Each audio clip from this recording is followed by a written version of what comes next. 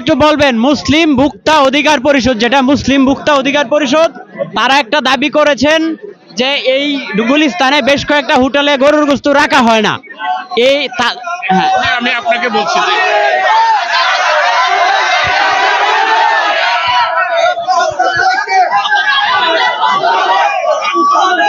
আপনারা আপনারা আপনারা বলছেন আমরা কোম্পানিকে জানাবো।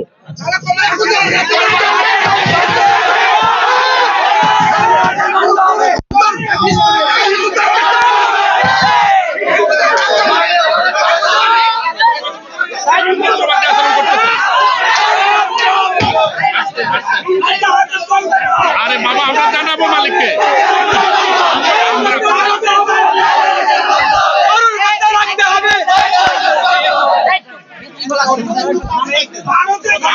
আমি কোম্পানিকে জানাবো, আমি কোম্পানিকে জানাবো।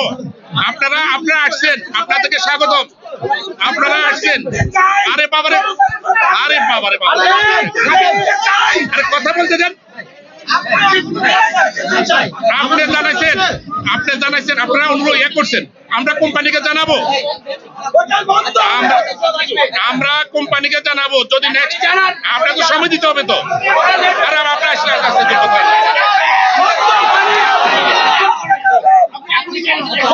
আমি আপনাকে বললাম আমি কোম্পানিকে জানাবো। বাইরে বলতেন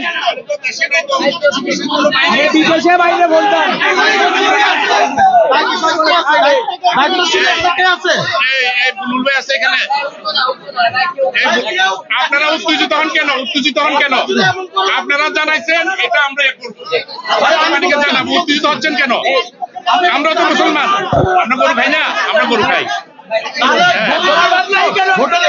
কথা না, আপনি কল দেন, আপনি কল দিচ্ছেন না কেন?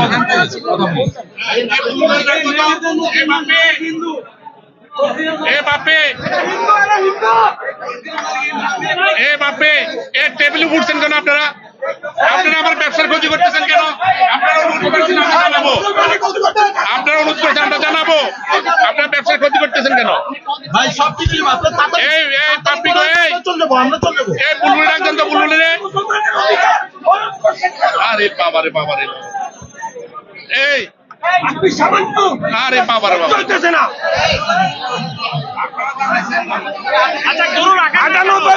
মুসলমানের দেশ, গরু গোশত রাখতে হবে।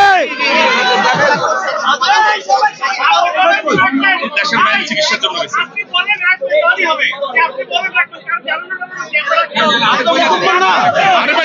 আরে বাবারে, আমরা অবশ্যই আমরা চাই বিক্রি হোক, কিন্তু এখন আমি কোম্পানিকে জানাবো তো।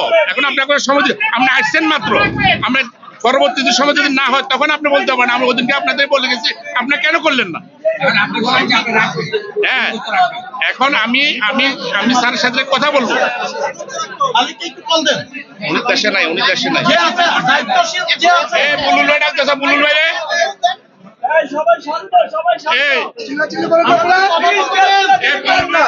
অনুরোধ, আমি যথেষ্ট আপনাদের সাথে কমিট করছি। আরে বাবারে, ঠিক আছে তো।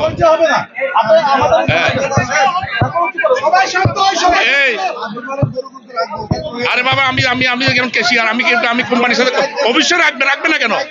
হ্যাঁ, এই বুলবুল ভাই কই? বুলবুল ভাই